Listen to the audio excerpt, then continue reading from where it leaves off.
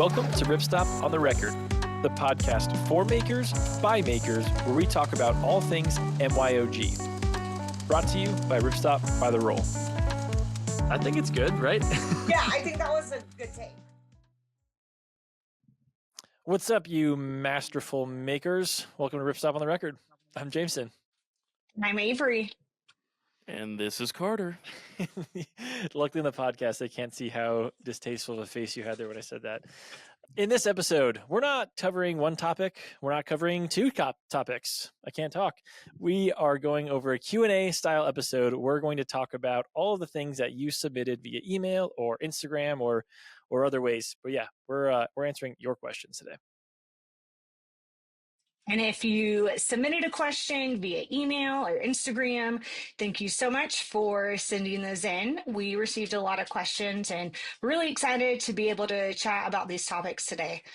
If we don't answer your question, don't be mad. There's only so many things that we're able to talk about in this episode, in this period of time.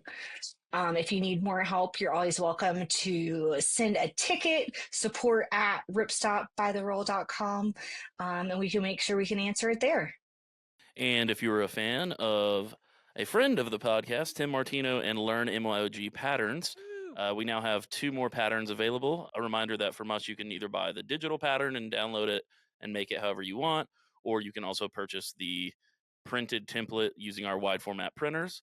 The 2 new patterns are the Packlight hat, which is a pretty awesome 5 or 6 panel design hat that you can use any of our lightweight ripstop materials or otherwise. It's really great. It's perfect for the trail, perfect for a night out with your bae, or maybe if only if your bae's into technical running hats, maybe. Yeah, like a nice wedding hat is how I'd describe it. And then we also have the technical EDC tech organizer pouch thing. It's basically just an awesome organizer that you can use for everyday carry, whether that's work stuff, electronics, toiletries. It's a pretty awesome design, and it gives you a chance to try some working with different materials like stretch materials, pack materials, and that type of deal. So go check those out. Let us know if you have any questions. And yeah, basically, if you're a heathen, just let your cables fly around your bag, then you need to fix your life and get that. That's right. I did get to make the hat, though, when we were prototyping, and I'm really excited. It's a really good pattern. I've made a couple other 5-panel hats, and this pattern is definitely better and like a more organized pattern than other ones that I've used. So I would recommend it if you're looking for a hat. And as you probably know, this podcast is funded by the work that we do through selling fabrics. We don't run ads or charge for anything. The only thing that we ask you to do is to rate, subscribe, or review the show. You can go on Spotify. You can leave us a review there. You can even leave us comments on the episode if you're listening through Spotify. If you're on Apple Podcasts, you can also subscribe to the show and leave us a 5-star review. We would absolutely love that. It helps us know that what we're doing really works and makes a difference. And yeah, leave us a 5-star review. I'm going to start saying it all the time. We would really, really appreciate it. Yeah, I mean, everybody says it's free, and some people say it's good. So if you think it's good, tell other people about it. If you don't, then probably just stay off of the reviews. Yeah, if you hate us, don't Just go anywhere. Yeah, please don't do the opposite. All right, well, you guys ready to get into this? Let's do it. So to get through as many questions as possible, Avery is going to MC and kind of drive along the show. She'll ask Carter the questions, and we will share as much knowledge as we possibly can until our brains explode. So Avery, take it away. Let's go. We've broken it down in 3 different categories that we'll go through. And I think this is going to be a great episode. Lots of questions that I think everyone's probably had at one point will be answered today. So let's get into it. The first category is fabric. The first question, does the weight of a fabric correlate with durability? This is from Colin Rasman. In short, yes. In long, also yes. But obviously there's some nuance there. It doesn't, there's no like universal scale system that says for every gram of extra fabric, it's 4% stronger. Of course, you have all different types of fibers that are used, coatings that are used, weave styles that are used. All of those things impact the weight. But in general, if you're talking about like denier, which I guess you could almost refer to as weight, it's like a mass density thing. But yeah, so the higher the weight, the higher the denier. Usually, you're going to have a more burly, thicker yarn, and that's going to make the fabric more resilient. That's the easiest way I can put it. An example of this where like why Carter says like it kind of depends is if you take a 3-ounce polyester fabric and then 2.9 ounce DCF, the fiber is what changes that so much. Like they're the same weight, but the durability of the 3-ounce DCF is going to be much more durable than just like a 3-ounce polyester. But at the same time, you can make things more durable or less durable depending on what other additives or things that you do to it, whether it's the weaving style, finishings, coatings, the reinforcement, stuff like that. Yeah, so in general, you can follow that logic. If you're looking for something more durable, typically it's going to be higher in weight. I think another easy example of this is when something is coated, you automatically are adding weight to it. So if you took a 7 denier fabric, like let's just say it weighs the base of 0.5 ounces per square yard, and you coated it with 5 coatings of PU, it will be heavy. It'll weigh like 5 ounces per square yard or something. Yeah. But it's not going to be more durable than 420D Robic, you know? Yeah. So, yeah. Hopefully that answers most of your question, I think. Nice. All right, next question. What is your most chew-proof material for dogs? And is there any concern with using Ripstop as a material to construct dog and cat toys? From Rebecca. Thanks, Rebecca. So I'm going to have to walk on a little bit of a tightrope here because I'm not a veterinary professional, and I'm not going to I'll tell you what I think, but please, this is not like me telling you that you should like cover your dogs in Ripstop and it's all going to be okay. I'm going to leave that liability to you. Just being honest here. But for the most part, I would say anything up in the higher denier range, 420D and above, and especially something like 1680D ballistic nylon. I have quite a bit of experience with customers making like pet related stuff like dog beds and things like that out of ballistic nylon, and that has done really well. I'm not so sure about specifically making toys for dogs to chew on. I feel like no matter what material you're going to have there, especially if you have like a hardcore dog, they're probably going to tear it up pretty quickly. And of course you have things like, a polyurethane coating on there, which I would probably just recommend not doing that for the most part. It's probably fine, but I love my pet. I don't want to like feed them plastic basically. But I can say like for pet adjacent things like pet hammocks, pet beds, stuff like that.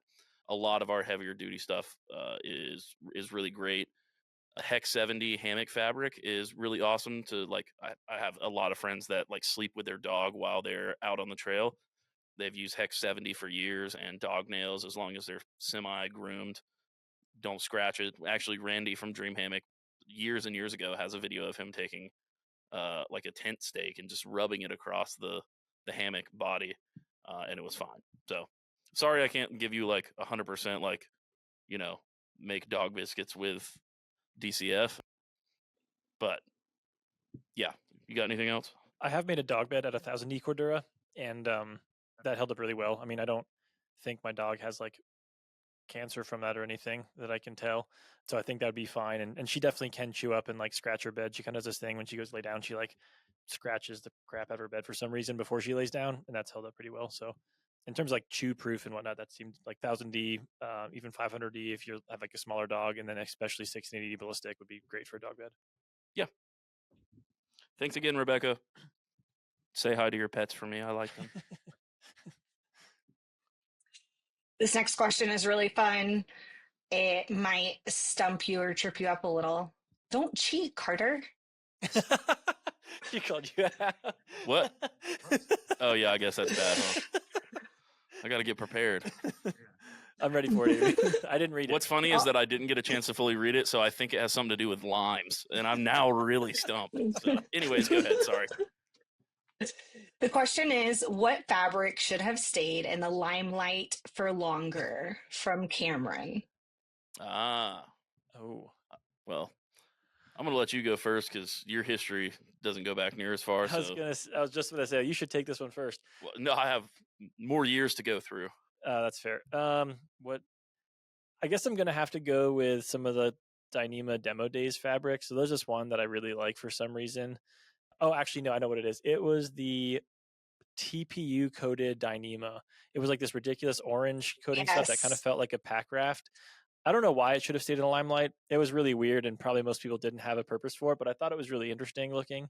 That, or there's also this like really limited edition run that we had at one point in time. That was I'm gonna say like 0.67 or 0.8 DCF on one side, and it was Mylar on the other side. 0.51. Thank you, 0.51, and then Mylar. So it was like a space blanket laced with DCF. That was really cool to me because I feel like that would make the perfect poncho or emergency blanket, like in some like ultralight or like a stage race kind of idea. I thought that stuff was really, really neat. So yeah, I'm gonna go with that Mylar one. That was really neat. I feel like it had like a cool dual purpose. Whew, this has been a tough one for me. This might be a cop out, and maybe I'll give two answers. But the first one is a fabric that's literally just gotten onto the scene like a month ago, 2 months ago. So it's kind of the opposite, but stick with me. I'll explain why I'm saying this. 0.9 membrane 15 eco ripstop nylon is something that we just came out with like January 13th. However, we have another product that came out at the same time, which is Venom Gridstop Eco. Granum. That's been taken off. People are loving it. We're super happy. However, the little brother Membrane 15 Eco hasn't even gotten into the limelight yet. So I would say that that's one that I'm hoping will catch on because it's the only DIY recycled quilt fabric that's available. It's in great colors. The downproofness is awesome. But I know that's a little bit of a cop out. So I'll also say from all time, one fabric that I wish would stay in the limelight longer is probably, I think that the melange, PU coated melange, was pretty underrated. It stayed in the limelight for a while, but I think because it was limited and it was really expensive, it just it didn't quite get the recognition that it deserved. Some people used it, but it was an incredible fabric. I mean, you're basically talking about, people are touting like Ultra has this blend of UHMWPE and polyester, and that's never been seen before. But in reality, that's not true. The melange had a similar blend of Dyneema and polyester, and had a really nice like acrylic PU coating on the back. I just thought it was a super durable material. It looks great for like EDC stuff because it has a heathered look.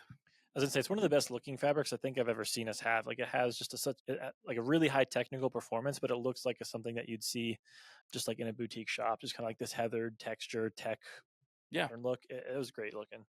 Yeah, so I mean, who knows? Maybe one day we'll bring that back. For now, unfortunately, it's pretty expensive, and I just don't think people It's a good answer. appreciated it. It's a good answer. I Thank like you. that. I'm going to add on to this real quick. And if you're listening, you can watch over on YouTube. But I just got my UGQ Quilton, just a small plug, and it's made with the fabric. I'm just going to do a little show and tell here. Ooh. Oh, dude, that looks sick. If you're listening, we released 2 new colors with this material. 3. 3, but 2 of them are in use here, which is like a soft purple, kind of like a lilac, just a light purple color that's on the outside of Avery's quilt, and the inside is the Aqua color, which is like lighter than robin egg blue with like more green tones and stuff. Imagine like seafoam green type thing if you're listening and can't picture it. But yeah, that colorway, you've got a great eye, Avery, anyway, but I was really stoked when I saw that one. I was like, those are fantastic color combos. Love it. Thank you. Yeah. So go out there and buy you a quilt from UGQ and request that fabric. I'd love if you did that. Absolutely.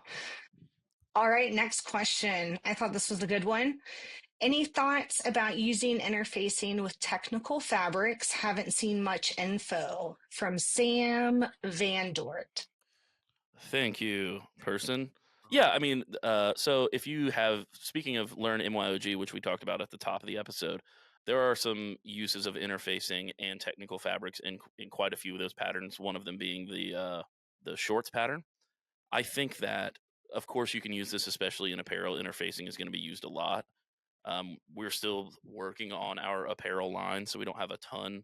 We do have interfacing, but typically people are making things that get structure in other ways, or have a lining in a different way, right? So you might be making a backpack, and then you want to line it with another technical fabric rather than using interfacing.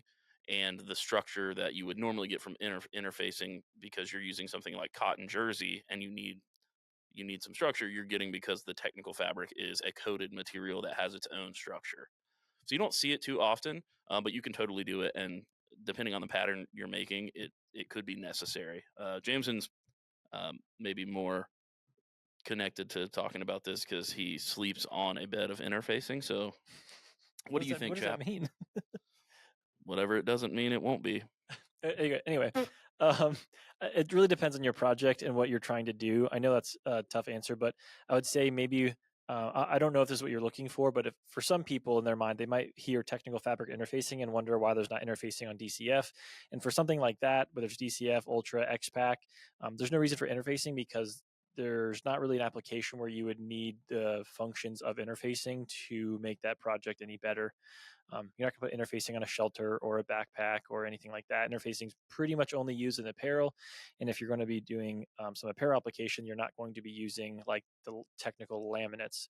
As like what Carter's mentioning, like there are some really technical, high quality materials that are wovens that are apparel usages and whatnot. Many of our materials that we have for apparel are going to err slightly on like the ultralight outdoor technical sphere, which I would say interfacing, although it's certainly used in those applications, is more so like a fashion use for like again structure pieces, collars, kind of like laying the right way, and like at least the apparel that I've made are beanies and alpha hoodies and stuff like that where there's no interfacing used in those. So again, it certainly does happen. The DS shorts is a good example. There's some interfacing on Tim's pattern for the ultralight wind shell, I think like in the brim of the hood, in some applications like that. But for the most part, like what we're doing a lot of is are they're like technical outerwear pieces where you're not going to have like you don't need good shoulder structure in a ultralight wind shell jacket or something like that. Sure. And the last thing I'll say, because the question is say like using interface specifically for fusible interfacing, just be careful whenever you're using an iron that you don't accidentally melt. If you're going to be using like an ultralight fabric, be really, really, really careful, and maybe try to not use fusible interfacing unless you have to on some of the lighter stuff, because you can melt it. So don't be melted. That's a good call. Right on. Next question. This one came from Reddit, and it's kind of a two-parted question. So I'll just ask both questions at once and let you answer. The original question was, will 210D Venom Gridstop Eco delaminate? And I think that leads to another question that Carter will get to, but what is the difference in PU versus PEU coatings? One thing I want to say, I think there's two parts to this, and Carter's got to answer the second part because I don't know it. But one thing, like just a stipulation that I want to give for people is it's important to remember like wovens and laminates, and then like the Venn diagram that overlaps with both of those. So I'll kind of tee you up there. Yeah, I mean, so what this person was asking, they use the term delaminate, which they're using that because it technically can make sense here. So I won't nitpick too much, because you do see like delamination on laminates like Ultra and stuff. They're just referring to, will the PU coating on 210D Venom break down over time, is what they're asking. And the answer is technically yes, it could, right? Any coated material has a life cycle. From my experience, even older, PU coatings have come a long way definitely in the last 10 years, but even longer than that, where your grandfather's military PU coated tent, it's not the same chemical formulation and quality of anything on modern technical like PU coatings. That being said, for the most part, all of our fabrics use PEU coatings. So basically, you have what the industry calls polyurethane is actually polyester urethane. Okay, so that's PU. I know they both have E's, but stick with me. So polyester urethane is the classic normal PU coating. Polyether urethane is known as PEU. This is what most of high-end PU coatings are using.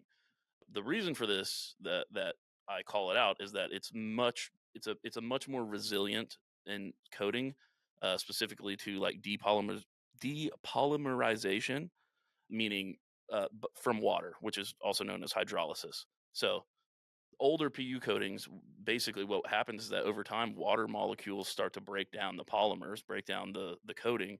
The chemical compounds are breaking down from water. That's not good. That's why you see it failing, flaking off. That's what happens. PEU, the difference in the compound is such that there's basically no hydrolytic reaction. So all the nerd words that I hope I said right. Basically, PEU is a lot better for long-term usage. I have not seen that I know of very many. I can count on one hand the number of times that I've had a customer reach out in the past probably 10 years, 8 years, that said, "Hey, my PU coating on my backpack failed." It's just not a common thing that you see, but I do want to be honest that yes, any coating could eventually flake off, and if you through hike, if you were doing Triple Crown like every year, probably that's going to wear all of your stuff is going to wear out more because it's getting abraded more. It's going through the elements, temperature changes. So it's not an invincible fabric, but we've done like the most to make sure that coating's going to be resilient. One, got a couple things to say. One, that was really impressive considering you don't even have a chemistry degree at all. I don't have any degree. That's Thank true you. Too. Two, just one thing I would back up. Like I have my main backpack that I use every single day has the old 210D grid stop. I use that thing every day. Laptop in and out, notebooks. Just put that thing through the ringer. It's got like no problems whatsoever with the PU coating. Like that's a backpack I use every single day. Not even like taking care of it. It kind of gets abused because it's my main EDC bag and it's got no problems at all. Obviously, that's not the latest 210D grid stop. That's the old version.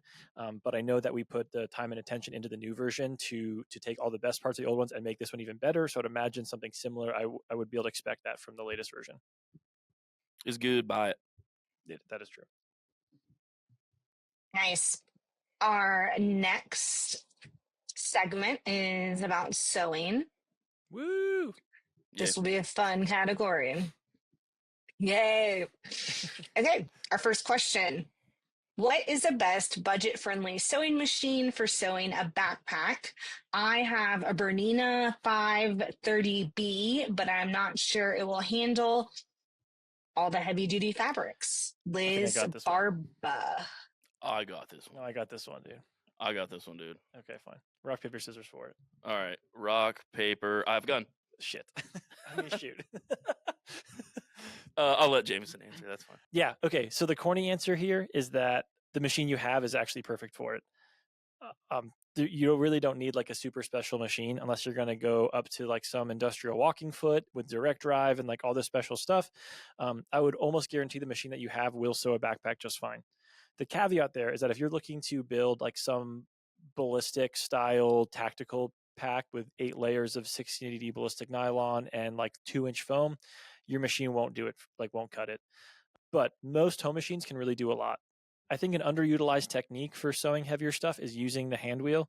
In the really thick areas, you can run a perfectly fine stitch with the hand wheel. I mean, I wouldn't do that for like yards and yards of space, but if you're going to go through a particularly thick part, put the hand wheel through there, let the needle kind of sink in and get a little bit comfortable in those certain areas. But I would really say that most likely, more often than not, the machine that you have is going to be just fine for whatever it is you're using. If you do want to upgrade, and if you like, say you already have a machine that you really, really like, I did recently hear about a really cool machine. Granted, this is only for people if they have a certain budget. Something called the, what's the other company? What's the one that goes along with Bernina? Do you remember? Oh, it's like the Bernadette. Yeah, it's the I will link it down below. So just look at the description, but it's like the Bernina 08 or something. This machine is a home style machine, as in like it's portable and whatnot. But I heard from somebody at the Maker Meetup, actually, shout out Carol, thanks for chatting. She has this machine and she said she was sewing through like multiple layers of leather, but she also sewed like an ultralight quilt with it. It sounds like a total quiver killer of machine. It is $2,000 to be clear.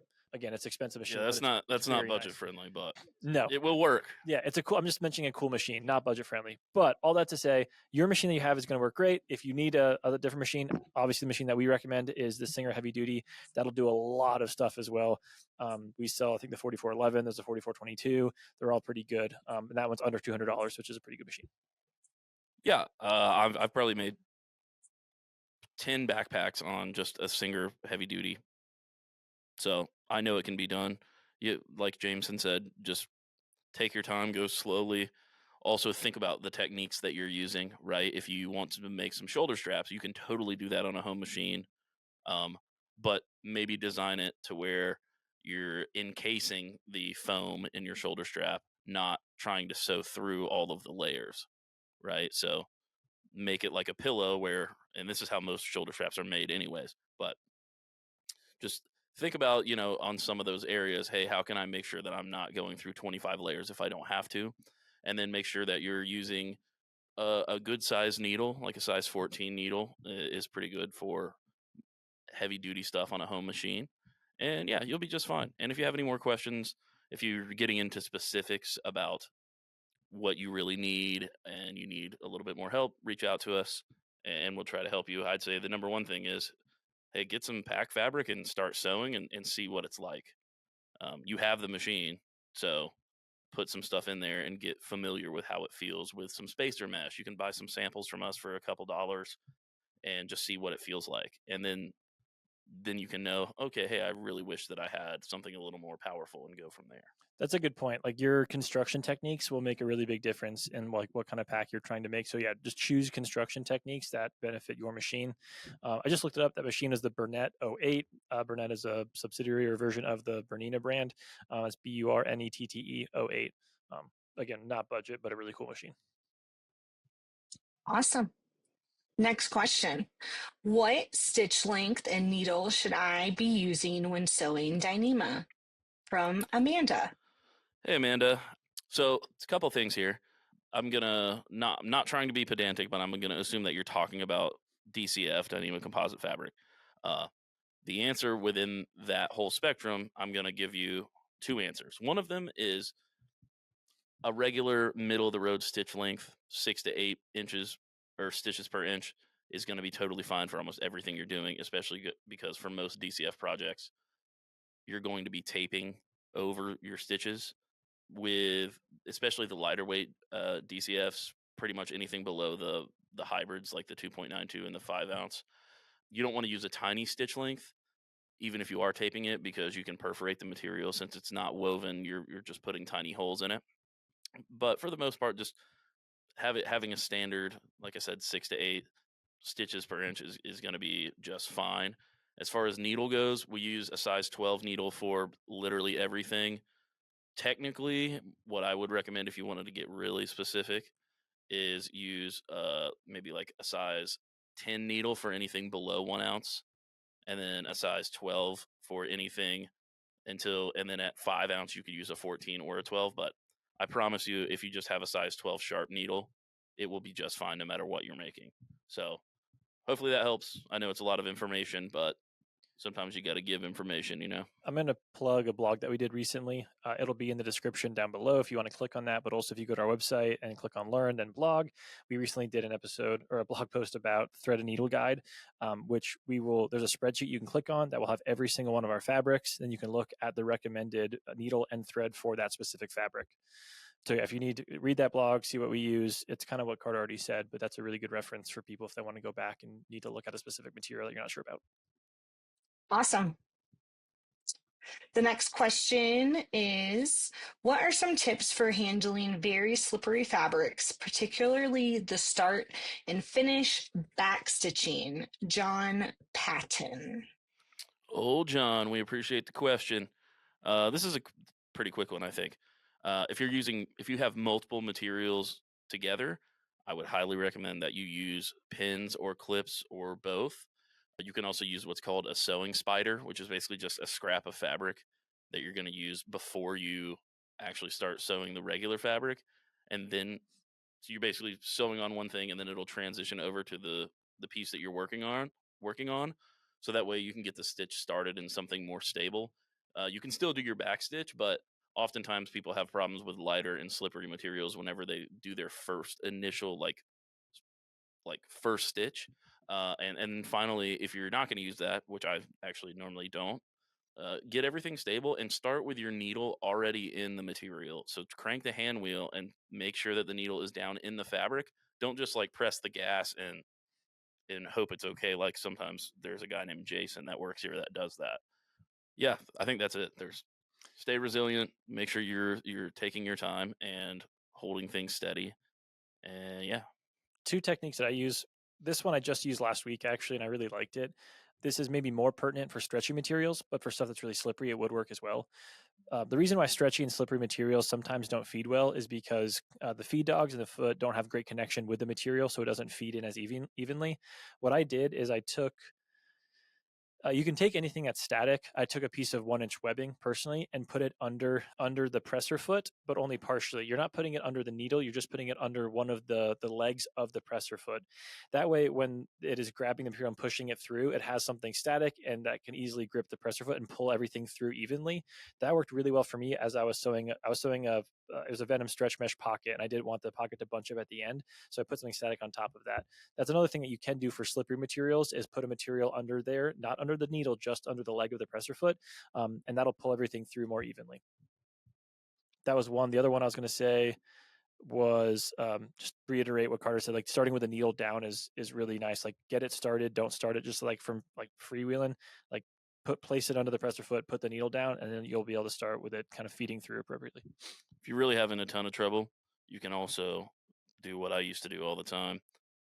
Sew your first few stitches, lift up the presser foot while the needle's still in the material, and literally flip it around so that you're always sewing straight and you're never actually using the back button.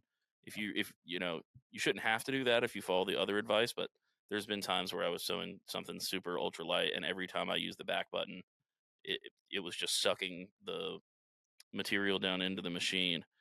So you could literally just reverse the directions. It's the same as a back stitch. Yep. So the other thing I would say is that there is a really, hear me out, people, because you don't want to do this in the negative way, but there is a time to hold tension on the material. You never want to pull or push the material through the needle, but with a really lightweight fabric, it can sometimes be effective just to like kind of pull tension from the back and the front, so that instead of the material being really kind of loose and floppy, you just want to pull it so that it's a little bit more tense going through the area. Sometimes that can help in certain areas, but again, don't pull the fabric or push the fabric through let the feed dogs kind of move the fabric. You're just putting tension on it. here. All right. Next question. How do you avoid corners becoming rounded or bunched after turning a bag inside out? I'm not gonna lie, I'm terrible at this. Like I still get this wrong, so I'm actually really glad to hear Carter answer this for my own sake. Yeah, and this is from our. This is from somebody. Sorry, I'm not going to try to say that because I'm gonna end up getting canceled or something. I'm not doing it. But thank you for your question. This is a good one. Like one of the people that's answering these questions has this problem, so we know that it's pertinent. Yeah, I think a lot of this is just visualizing what the pattern looks like. So when you have the material inside out, you need to understand how those pieces are going to go together. So one way you can do this is by making sure that whenever you're finishing corners that you're going all the way through the corner and that you're keeping it straight. You'd be surprised at how much you might trail off at the end or sew over your line that you just made whenever you go to make the 90-degree. I think that's the main thing. And then also, yeah, using pins and clips is still really important there, because if you have one of those materials shift, you can miss part of it or sew over more of it than you wanted to. I think I can't really give too much advice because it is kind of like an inexperienced thing where you like I said, you're almost just visualizing how it's going to go together. Also, don't be afraid to sew it lightly. I don't know how you can sew it lightly, but don't put a ton of back stitches in it is what I mean. Fundamentally baste the corners and then flip it right side out and see what it looks like and see like, oh, I need to undo that. The other thing is that it could also be that you're not fully actually pushing the seam out when you flip it right side out. And it might seem like that's a goofy thing to say, but I see that all the time where you really want to take something that's I've always just used the end of scissors. You got to be careful with that, but that's just what I've always used, and I'm very good at it. It's one of my skills. It's what I Well, that was people know me on the streets for being able to really turn a bag right side out. So yeah, just really making sure that you're pushing the corners all the way out and getting them clean. You probably actually sewed it right. You're just not getting into the crevices. That is what I've found, and actually, that's a tip from you, Avery, on a past episode. I don't remember which one. It was a long time ago, but like I think you mentioned using a chopstick to turn stuff out, where there's like a sharper end and like a duller end of chopstick, and you can really get them in the corners to like actually get the corner up. But that's normally what I have. It's not normally that I've messed up the sewing aspect. I just don't take the time or this is something Carter teases me about a lot. I'm way too gentle when I'm turning a project inside out or I'm trying to push the corners. Like for some reason, I think it's gonna just explode if I touch it too toughly or something. And not a word, but you got what I'm saying. But yeah, you can really stab it to get the corners out. But yeah, chopstick. What do we use in here? Oh, like a yardstick can sometimes help if it's like a really long bag. I've definitely used like rulers and stuff to turn stuff out. But yeah, I'm gonna try and focus on that more. Rock on, brothers. I was also thinking about this question, and sometimes when there's like a bulky seam or maybe a seam on a curve that gets bunchy, you can very carefully kind of cut darts into the seam allowance. You don't want to cut through the stitch of the seam, obviously, but it's used in apparel a lot, especially like maybe on a shoulder or something. You can kind of cut almost like a zigzag cut little V shapes. Yeah. Into the seam allowance. Just another thought or idea. Yeah, that's a good tip for sure. Definitely. So good luck with flipping your stuff right side out. Jameson's right here along with you. And I have faith in you, but not much in him. All right. Next question. This is from Michael Rowland.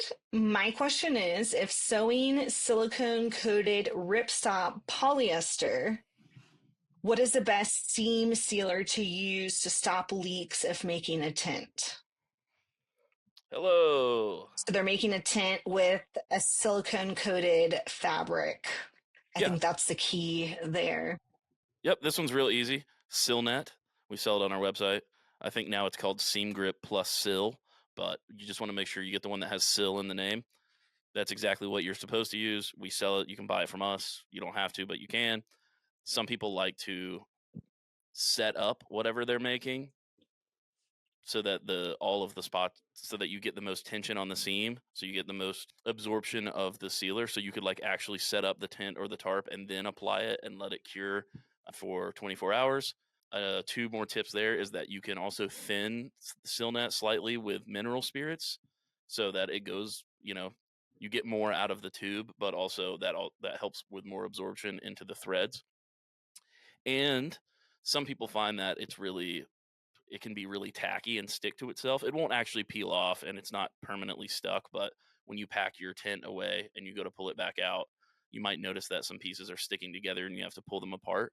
You can use like some baby powder and just lightly dust it as it's curing, and that will help with it not be so sticky. But yeah, that's an easy one. Silnet, good luck with your sealing.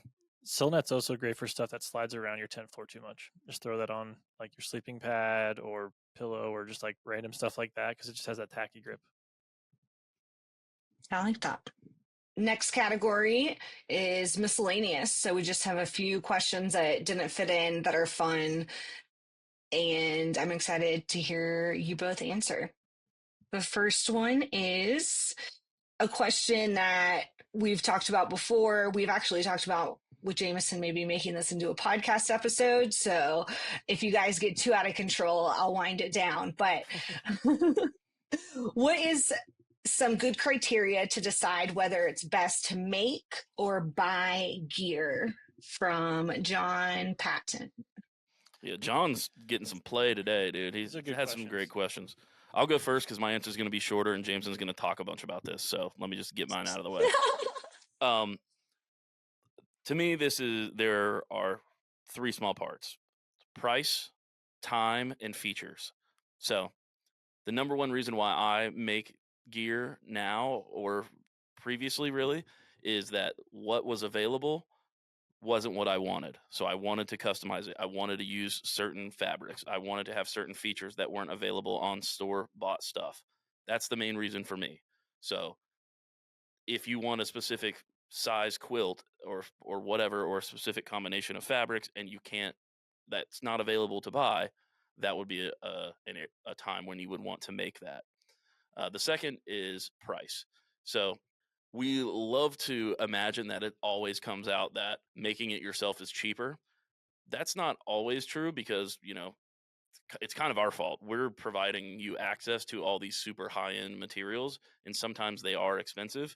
And bigger companies, if you're just making this for yourself, a bigger company might be able to buy rolls and rolls and rolls of that material and get a price break, and therefore the finished products actually end up being close together. But still, price is one. For the most part, you can make something yourself.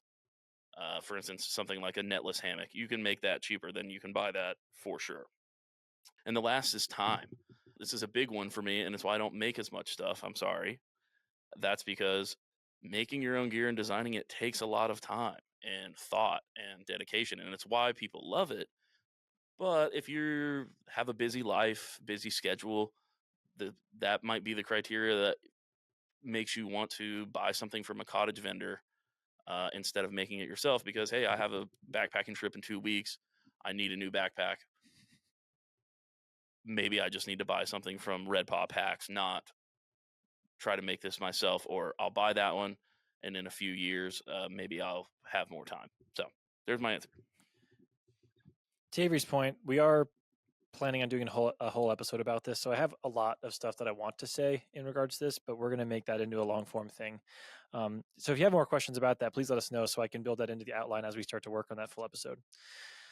I agree with everything that Carter said. I guess what I would add, just kind of reiterate, it's not necessarily new, just kind of said it a different way, is that it depends on what you want out of your thing. I think potentially the area for the most money savings is on accessories. For example, if you want DCF stuff sacks, I think you could probably save money on some of those things compared to buying them. It very much depends on the quality of your sewing and your making ability. If you're at a place right now where you have a high likelihood for error, then you're most likely not going to save money because you're going to want to rebuild or check some stuff. On the flip side of that, the worst things I've ever made still actually held up pretty well. Like the first things that I made were the zippers backwards and the stitch looks like somebody was drunk 7 different ways. Like even those things hold up pretty well. All right, sorry, what you're saying is sage advice. How can you be drunk more than one way? I don't know how that stitch turned out that way. He was drunk to the left. He was drunk to the right. Drunk up and drunk. Okay. Anyways, anyway, funny expression. Yeah, it was made up. It's not a real one. But that was clear to all the listeners. But yeah, if you're a really skilled maker, then you will likely save more money. I guess the one reason I somewhat hesitate to say that is I started making kind of to save money. Like I wanted to do an ultra. I didn't want to buy the Black Diamond Distance 15. I was like, I'm not spending $150 on a pack. So in my mind, I could make one for cheaper. And what I ended up doing there was I bought Amazon running pack. I cut the straps off and then sewed the pack that I wanted out of Hyper D300 and sewed the straps on. In theory, I did save money doing that. I think I probably spent $50 between the Amazon pack and then a couple, like 2 yards of Hyper D300 and stuff like that.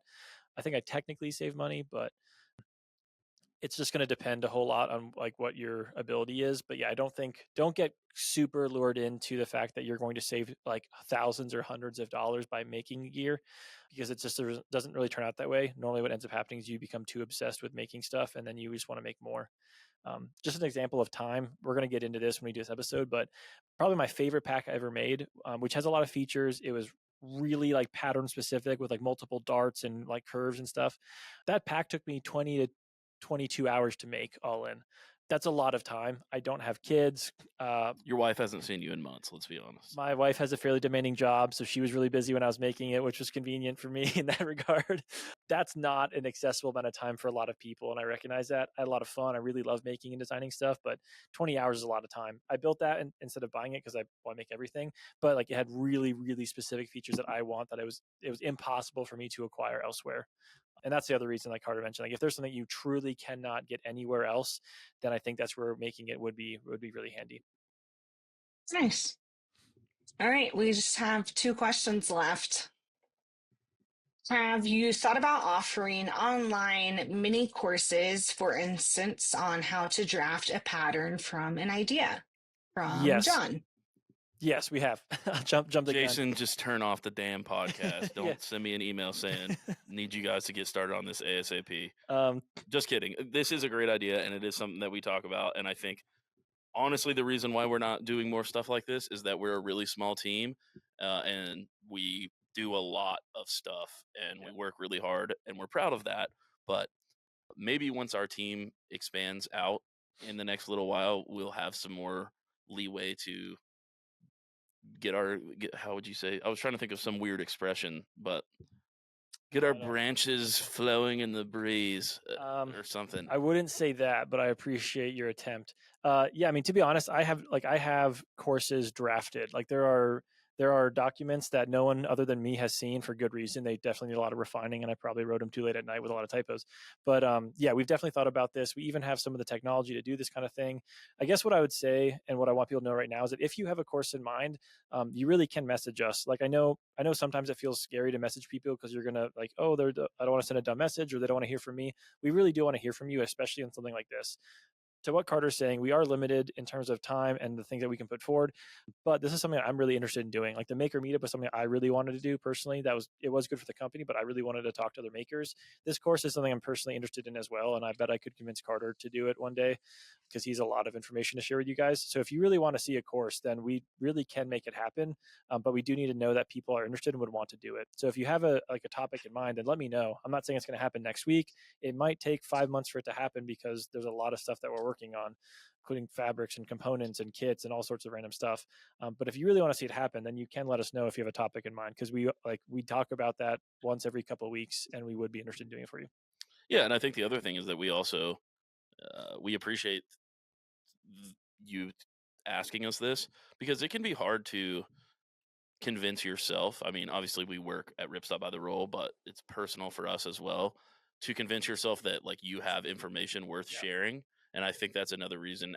The main reason is time and energy expenditure, and the people that would make that are just me and Jameson, and there's a lot of stuff going on. But convincing yourself or ourselves that, hey, we are worthy of showing you guys like how to take an idea and draft it all the way into a pattern, because we're just regular people. Yeah. And we're not like making stuff for a company. So I think that we have some good ideas, and we could probably make some awesome content that would be helpful. But just some insight into, we haven't been making patterns and plans for 25 years in manufacturing. So we also want to make sure that if we are going to make something like that we really have it nailed down, and that takes time. I mean, an example of that is like the maker meetup. I didn't go to the maker meetup to share information with people. I went there because I was curious about what other makers had to say. Like wasn't thinking about it like me distilling information to them. Like I thought the makers had a lot of fun stuff to share with me that I'm like feel inspired by and I want to learn from as well. So like something like this, I guess technically we have some information we could share about how to take an idea into a pattern, but the courses would probably be something else that we feel more confident doing, or that we have more experience doing, just because like I don't know how to use Clo 3D. I don't know how to draft anything, any of my things. Like all of what I do is extremely unorthodox.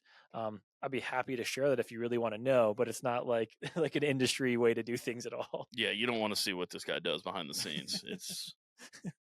It's crazy. But no, it's sincerely thank you. And John, I think that was your question as well. Thank you for the awesome questions. You had a few in here, and we thought they were great. So we appreciate your engagement. And if that wasn't John, then no It thanks was. to you. It was John. I could feel it.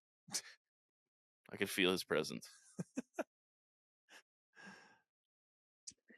I was going to say, if you have a question or an idea, please don't hesitate to reach out because it's job security for me and Jameson So true. to be able to keep making content. So I would love to chat with you. Yeah.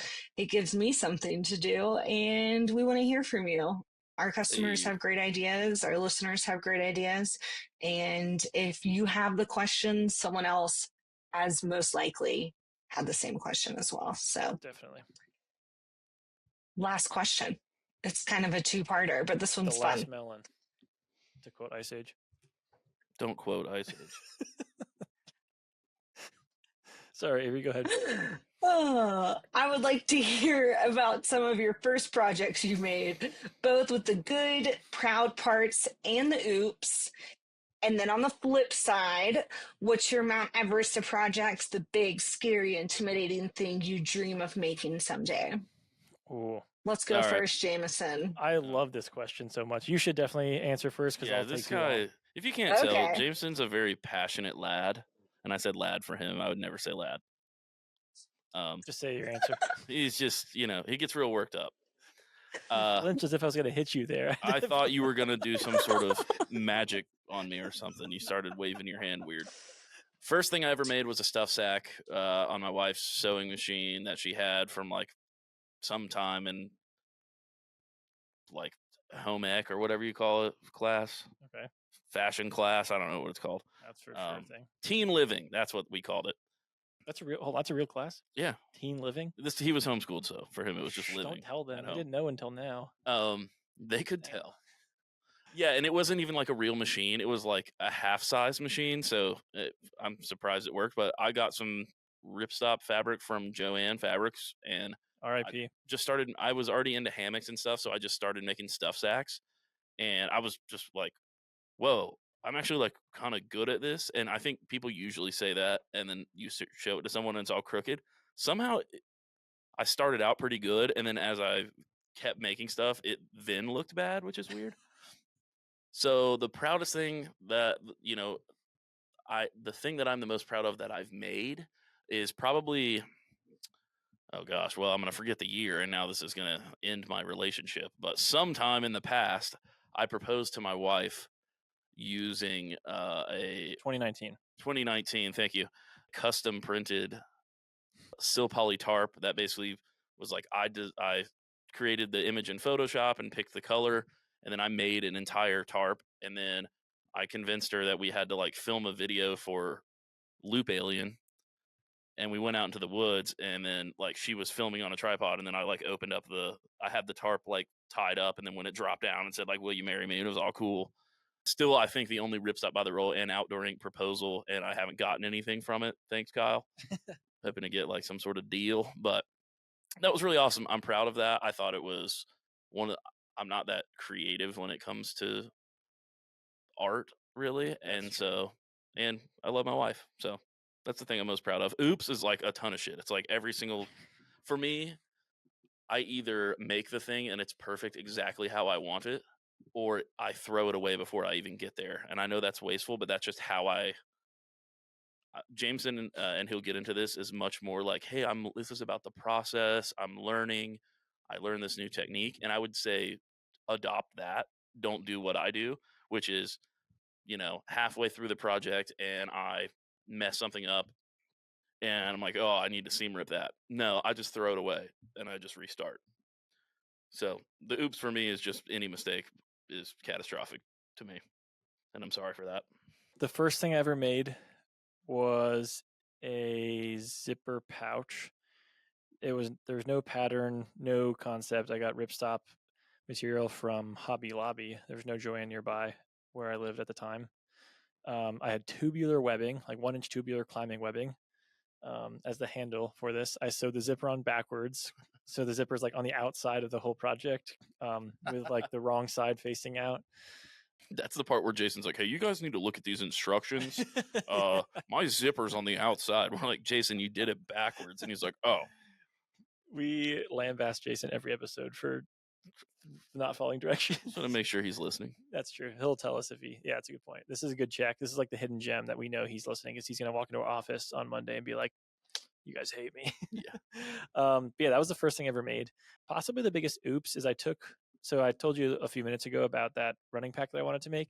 Before I did my ultra marathon with that pack, I did like a training run, Grandfather Mountain, North Carolina, with that pack. And if anyone has done that trail, it's not super long. I think it's like 11 or 12 miles, but there's like 5,000 feet of climbing. So it's a fairly demanding trail. There's like rock scrambles and crawling parts and ladders and chimneys. And it's a really, really fun trail. But yeah, I think like halfway through that trail or that run, the shoulder strap like ripped out. I was conscientious that I didn't really know how to sew at the time. So I did bring some like 1 millimeter cord in the pack with me. And I don't even know how. I tied some part of the shoulder strap to some part of the bag through the hole, and it went fine for a pack with a hole in the shoulder strap. So I got my way out, but that was definitely the biggest oops that I had. Sewing oops. The biggest fabric application oops that I had, which everyone has heard the story before. I made a sunshade, a tarp out of 2 breathable materials with no PU coating. That was awesome. So that's a pretty big oops. Yeah, but nothing super catastrophic. I haven't been in the backcountry and had my pack like just blow out the bottom, or I've not been camping in like a shelter. I mean, I've camped in my own shelter, I guess a lot of times if we count tarps, and none of them, like we've been in some pretty bad rainstorms before when camping, this Carter and I have, and like nothing has gone really wrong at all. Not super wrong. The thing I'm most proud of is probably that ski pack that I mentioned. It's on Instagram. It's a really fun pack because actually Isaac, it was a misprint that we had a while ago. Isaac took it at the time, then he gave it to me before he left. So I've been holding on to this material for a really long time. It's printed 5.0 DCF with Mount Hood topographic map. So it's a really cool. I love topo maps. I always have for some reason. I just think it looks really nice. But yeah, this ski pack I designed really, really intentionally. I spent a long time patterning it and designing it. And it has like a cool hidden pocket on the back panel. That's like totally hidden behind the spacer mesh. It's got internal organization. It has like these 4 darts with this. It has an external pocket that's seamless, so you can't really see it other than the zipper. I spent so much really time. Incredible. It's awesome. Thank you. Yeah, I spent so much time on that pack, even down to like the color coordinating. Like the right side has black accents and the left side has orange accents. It was a really, really fun pack to make. I just really enjoyed it, and it just turned out really great. So I love that pack. As far as like the Mount Everest of like stuff that I want to make, there's a lot of stuff I really want to make, but one thing I'm really interested in, I've made one of these, but I'm really curious to prototype further, is I really do want to make like a DCF bivy. Like I love like trail running, and I love the idea of like a stage race or multi-day kind of thing. And I have a DCF tent that I love. I didn't make it. It's the Tarp 10 double rainbow lithium, I think, or rainbow lithium, whatever it is. I love that thing, but I really want to make like a small compact shelter.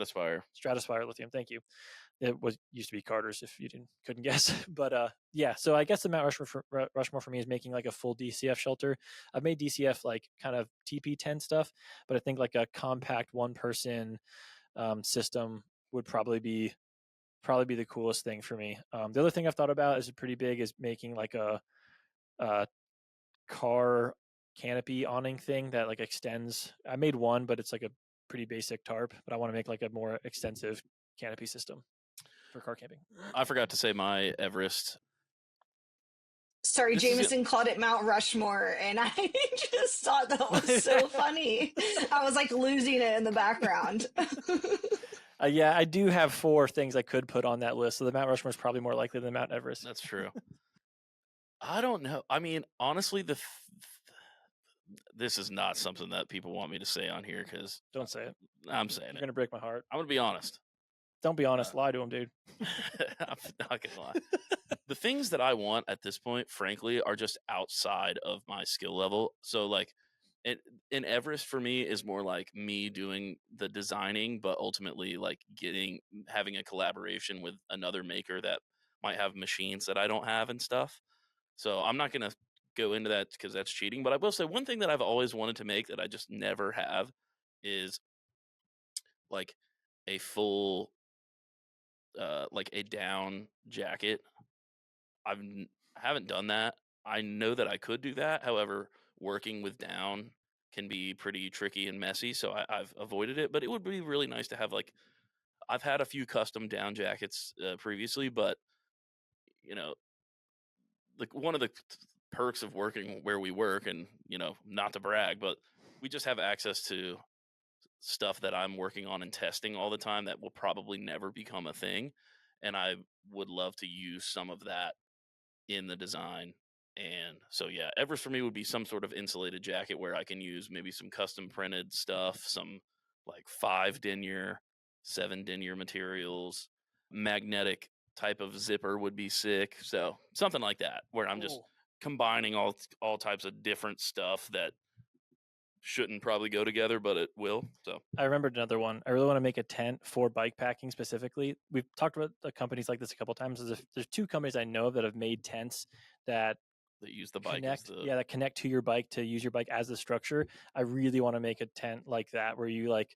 I've seen one where you use like hammock straps basically to attach your handlebars to the ground. You stake those in, and then the tent kind of goes up to the seat, and then the seat's kind of the peak of like this 1-person shelter. I would love to build something like that. That would be really fun. I have a lot of ideas for stuff I want to make. Like I have this email that I sent that like I just snooze and send to myself of like a to make list that has like urgent, like the things that I need to make because I have an upcoming trip or a birthday for somebody. And then I have stuff that like, okay, this is like second on the list. And I have like a list of things that it's like, oh, make one day. And that one day list is pretty long of like that, like a bike packing tent. I've gone bike packing since I've had that idea, and I was not able to make that at all because that's, for me, that's a lot scarier. There's also a lot of apparel items that I have on my list right now, like sun shirt. I would love to get like some merino stuff. Like the list is insanely long. If I could, like I remember this you is and I. about the Everest. I'm just going to remind you. Well, it's now Just named everything you're going to make. now it's 2 Mount Rushmores, I think, for me. But yeah, if I could, I would probably make. So I'm keeping count this year of all the stuff that I have sewn so far. As we're recording this, it's March 7th. As of yesterday, I think I've made 26 items, or today I've made 26 items so far this year. If I could, I'd probably sew one thing every single day. Like if work wasn't a thing and like working out or whatever, I'd just sew at least an item every day. And he's losing friends every day. He doesn't speak to him anymore. He's just locked in here. Nah, he makes awesome stuff. And if you can't tell, I'm glad to have a coworker that is just like one of you guys that's like truly invested in making and is really excited about it. I think that's one thing that makes our company awesome is that we have people that, even though we're the ones talking on the podcast, like I said earlier, we're just people that make stuff and we get excited about it. Yeah. And he has problems, but that's different. That's totally different. Those are much longer podcasts. This wasn't a question, but in case any of you are wondering, the last couple episodes I've talked about my sewing machine saga. And just to let everybody know, that saga has ended. I purchased a sewing machine recently. I do want to give a little bit of a shout out to where I bought it. It's a really cool place. Their online store is simplified, I think you could say. The best way to work with them is just to email them and say, but this place was the coolest. It's called TNT Liquidators. It's located in Lumberton, North Carolina. This is not hyperbolic. I'm not being ridiculous. They had several hundred sewing machines. The amount they have at their disposal is incredible. They put some stuff on Facebook Marketplace. If you get on the email list, they send out a brochure where you can check some things out. But they have everything from bar tackers, walking foot, sergers, cover stitch, your basic industrial machines. It was insane. The amount of stuff they had was super, super cool. But yeah, I just bought a Texo GC 9000C. Super pumped to start sewing at home so I can sew even more stuff now and not have to be at the office all the time to do it. But yeah, check out TNT Liquidators. If you're local, like in the North Carolina, South Carolina area, then they were fantastic. You can go check out the sewing machines that they have there. But yeah, for anyone else looking for an industrial sewing machine, do it. I'm pretty excited. It was a really good process. And I got to give a huge shout out to Carter because he not only wanted to murder me, but then also physically made it possible for us to go get it. That's right. Support your friends if you can handle the how much they talk about sewing machines for 5 months straight. Yeah, I'm pretty incessant about stuff. For everyone that sent in a question, thank you so much. We really enjoyed this Q&A style episode. We hope you did as well. Avery, thank you for emceeing and getting us through, pushing through all the questions and the long form answers that we had. And to everyone listening, thank you for listening at all. We really appreciate you you being a part of our show in any way. So thank you. Till next time. See We you later, love you. people.